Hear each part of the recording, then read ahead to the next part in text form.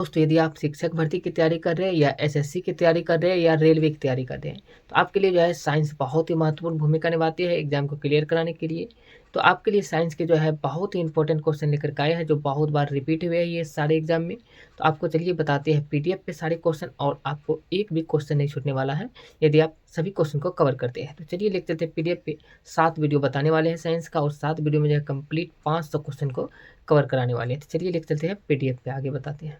तो क्वेश्चन यहाँ से देख सकते हैं और यहाँ पे क्वेश्चन कहा जा रहा है देख सकते हैं कि पीतल किसकी मौजूदगी में निरंतर रहने से वायु में रंगहीन हो जाता है। तो ये हो जाता है हाइड्रोजन सल्फाइड की। अगला क्वेश्चन है माणिक का लाल रंग किसकी मौजूदगी के कारण होता है। तो ये होता है क्रोमियम ऑक्साइड के कारण। और पायरेक्स कांच को अधिक सामर्थ्य बनाने के लिए क्या उत्तरदायी है। तो ये है बोरेक्स। बोरेक्स इसका सही आंसर हो जाएगा। अगला क्वेश्चन है कांच प्रबलित प्लास्टिक बनाने के लिए किस प्रकार के कांच का प्रयोग किया जाता है। तो ये किया जाता है पायरेक्स कांच का। अगला क्वेश्चन की बात करें तो क्वेश्चन है फोटोक्रोमेटिक कांच में किसकी उपस्थिति के कारण काला रंग यानी गहरा रंग होने का गुणधर्म होता है। तो ये होता है रजत ब्रोमाइड का। आगे क्वेश्चन है किस तत्व को रसायन विज्ञान में आवारा तत्व की संज्ञा दी गई है। तो ये दिया गया है हाइड्रोजन तत्व को दिया गया है। अगला क्वेश्चन की बात करते क्वेश्चन है कौन सा तत्व ब्रह्मांड में सर्वाधिक मात्रा में उपलब्ध है। ये है हाइड्रोजन तत्व। इसका सही आंसर हो जाएगा सबसे अधिक मात्रा में ब्रह्मांड में है। अगला क्वेश्चन है देख सकते हैं यहाँ पर कहा जा रहा है कि सामान्य निम्न में से किसे भविष्य का ईंधन कहा जाता है। तो भविष्य का ईंधन हाइड्रोजन को कहा जाता है। और वनस्पति घी के निर्माण में कौन सी गैस प्रयुक्त होती है।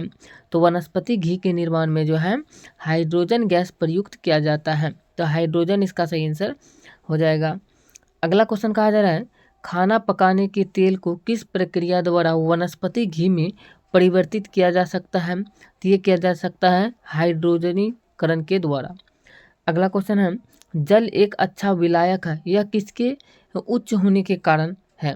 यह जो है जल का प्रावैद्युत स्थिरांक जो है उच्च होने के कारण होता है। अगला क्वेश्चन की बात करें तो क्वेश्चन कहा जा रहा है देख सकते हैं विश्व के लगभग कितने प्रतिशत भूभाग पर जल है। तो 71% भूभाग पर जो है विश्व के जल है। और समुद्री जल से शुद्ध जल किस प्रक्रिया द्वारा प्राप्त किया जाता है। तो ये किया जाता है आसवन विधि द्वारा किया जाता है। आगे बात करते क्वेश्चन है एक नाभिकीय रिएक्टर में भारी जल का क्या कार्य होता है। तो भारी जल का कार्य होता है न्यूट्रॉन की गति को कम करना। और भारी जल का सूत्र बोले तो D2O होता है। भारी जल का सूत्र D2O होता है। अगला क्वेश्चन है हाइड्रोजन के साथ सबसे अधिक यौगिक किस तत्व द्वारा बनाए जाते हैं। तो ये बनाए जाते हैं कार्बन के द्वारा। अगला क्वेश्चन है भारी मशीनों में स्नेहक के रूप में किस पदार्थ का प्रयोग किया जाता है। तो स्नेहक के रूप में ग्रेफाइट का जो है प्रयोग किया जाता है। आगे बात करते क्वेश्चन कहा जा रहा है हीरे का जवाहरात के रूप में उपयोग उसके किस गुण पर निर्भर करता है। ये अपवर्तनांक पर निर्भर करता है। अगला क्वेश्चन है किसकी उपस्थिति के कारण चूने का पानी वायु में रखने पर दूधिया हो जाता है। ये कार्बन डाइऑक्साइड की उपस्थिति के कारण होता है। अगला क्वेश्चन है बियर को भंडारित करने से पहले उसमें कौन सी गैस मिलाई जाती है। तो उसमें जो है CO2 गैस मिलाई जाती है। और क्वेश्चन है मृदु पेयों में दाब के अंतर्गत गैसों में से कौन उपस्थित रहता है। तो ये उपस्थित रहता है CO2।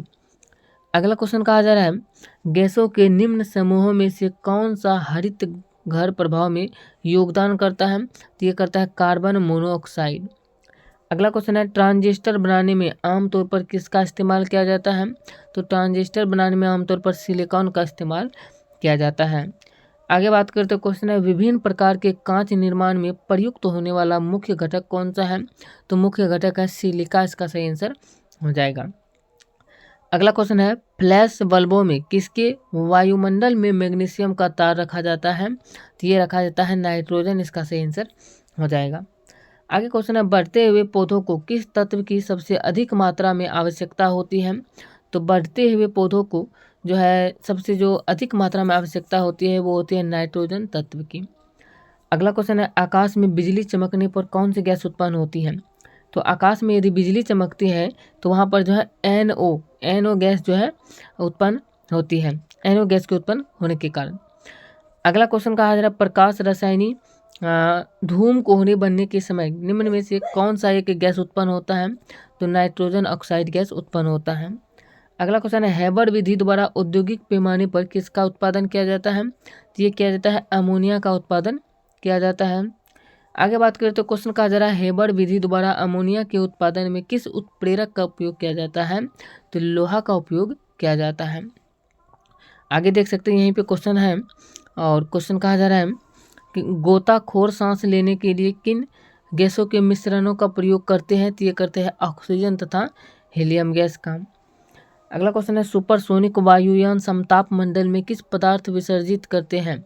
ये करते हैं NOx का विसर्जित करते हैं। अगला क्वेश्चन है वायुमंडल में कौन सी गैस पराबैंगनी किरणों का अवशोषण कर लेती है? तो ये ओजोन कर लेती है। अगला क्वेश्चन की बात करते क्वेश्चन है पृथ्वी की सतह के ऊपर ओजोन परत किससे बचाव प्रदान करती है? तो पराबैंगनी किरणें से बचाव प्रदान करती है ओजोन होता है ओजोन परत। अगला क्वेश्चन है गंधक के कितने परमाणु आपस में जुड़कर गंधक की वलय जैसी संरचना बनाते हैं? तो ये बनाते हैं 8। गंधक के 8 परमाणु इसका सही आंसर हो जाएगा। अगला क्वेश्चन है यहाँ पे दिया गया है वायु में किसकी अधिकता होने पर पैरों की पत्तियां काली होकर गिर जाती है? तो ये SO2 की अधिकता होने पर पैरों की पत्तियां काली होकर के गिर जाती है। अगला क्वेश्चन है शर्करा और सल्फ्यूरिक अम्ल की अभिक्रिया से कौन सा शुद्ध रूप में प्राप्त होता है? तो ये होता है कार्बन, इसका सही आंसर हो जाएगा। आगे क्वेश्चन है कौन सा हेलोजन तत्व जिनॉन के साथ मिलकर अधिकतम यौगिक बनाता है? तो ये बनाता है फ्लोरीन, इसका सही आंसर होगा। अगला क्वेश्चन है किस हेलोजन सदस्य का उपयोग कीटाणुनाशक के रूप में होता है? तो ये होता है क्लोरीन, इसका सही आंसर हो जाएगा। अगला क्वेश्चन की बात करते हैं क्वेश्चन का जरा वायुयानों के टायरों में भरने में कौन सा गैस का प्रयोग किया जाता है? तो ये किया जाता है हीलियम गैस का प्रयोग किया जाता है। अगला क्वेश्चन कहा जा रहा है हीलियम को छोड़कर अन्य सभी अक्रिय गैसों की बाहरी कक्षा में कितने इलेक्ट्रॉन होते हैं? तो 18 इलेक्ट्रॉन होते हैं। अगला क्वेश्चन है एक विद्युत बल्ब के जीवन को बढ़ाने के लिए सामान्यतः उसे किससे भरा जाता है? तो ये भरा जाता है आर्गन से, इसका सही आंसर हो जाएगा। तो फिजिक्स के बाद केमिस्ट्री भी यहाँ पे होता है समाप्त। अब यहाँ से शुरू हो जाता है जीव विज्ञान का। तो जीव विज्ञान के सारे क्वेश्चन यहाँ से आगे मिलने वाले हैं और टोटल 500 क्वेश्चन का ये सीरीज था। 7 वीडियो में टोटल 500 क्वेश्चन को कवर कराने वाले थे और ये 5वां वीडियो है। अब इसके बाद 2 वीडियो और आने वाले हैं और कंप्लीट साइंस के 500 क्वेश्चन कवर हो जाएंगे। ये सिर्फ 7 वीडियो में आपके लिए, जो कि बहुत ही इंपॉर्टेंट है सभी कॉम्पिटिटिव एग्जाम के लिए, जो आप थंबनेल पे देखे हैं।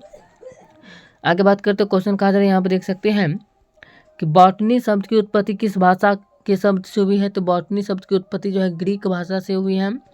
और चिकित्सा शास्त्र के विद्यार्थियों को किसकी शपथ दिलाई जाती है? तो ये दिलाई जाती है हिप्पोक्रेटस की शपथ दिलाई जाती है चिकित्सा शास्त्र के विद्यार्थियों को। अगला क्वेश्चन है पर्यावरण का अध्ययन जीव विज्ञान की किस शाखा के अंतर्गत किया जाता है? तो ये किया जाता है पारिस्थितिकी के अंतर्गत किया जाता है।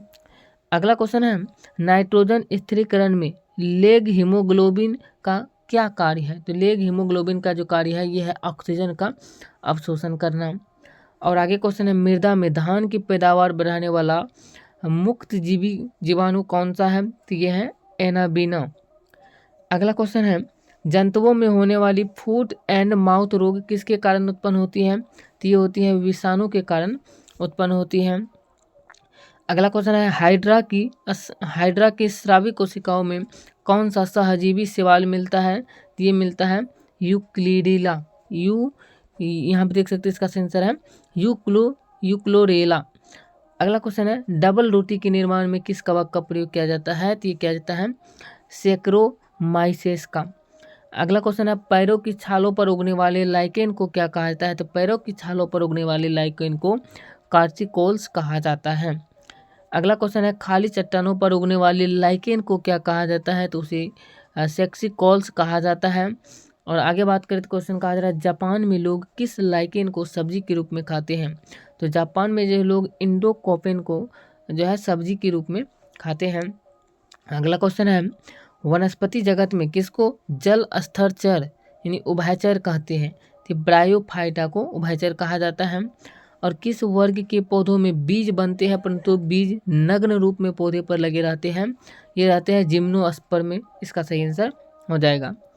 अगला क्वेश्चन है, दमा एवं खांसी के रोगों में काम आने वाली औषधि इफेड्रीन किससे प्राप्त की जाती है?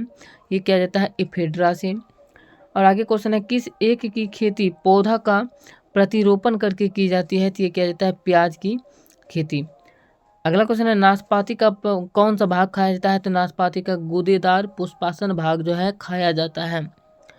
अगला क्वेश्चन की बात करें तो क्वेश्चन कहा जा रहा है, देख सकते हैं यहाँ पे कि किस पौधे में बीज होता है लेकिन फल नहीं होता है? तो ये होता है साइकस का पौधा में। अगला क्वेश्चन है, सामान्यतः अंकुरण के लिए किसकी आवश्यकता नहीं होती है? तो प्रकाश की आवश्यकता नहीं होती है अंकुरण के लिए। और सजीव प्रजक अंकुरण किसमें पाया जाता है? तो ये पाया जाता है राइजोफोरा में।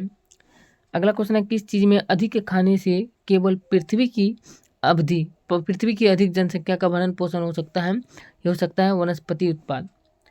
अगला क्वेश्चन है, तेल बीज वाली फसल किससे संबंधित होती है? ये जो होती है ये क्रूसीफेरी से संबंधित होती है। अगला क्वेश्चन है, एट्रोपा बेलाडोना के किस भाग से बेलाडोना औषधि प्राप्त की जाती है? ये क्या जाता है पत्तियों से प्राप्त किया जाता है। अगला क्वेश्चन है, एफेड्रा पौधों का कौन सा भाग एफेड्रीन औषधि उत्पन्न करता है? ये करता है तना भाग। और पुष्प की सुखाई गई कलियों का प्रयोग मसाले के रूप में किया जाता है, ये किया जाता है लौंग में। अगला क्वेश्चन है, फूलगोभी के पौधों का कौन सा भाग खाया जाता है? तो पुष्पक्रम खाया जाता है फूलगोभी के पौधों का। दोस्तों इस वीडियो में इतना क्वेश्चन का कवर किया और ये सारे क्वेश्चन इंपॉर्टेंट है आपके एग्जाम के लिए। और ये वीडियो कैसा लगे आप लोग कमेंट करके जरूर बताइएगा। मिलते हैं नेक्स्ट वीडियो में। जय हिंद।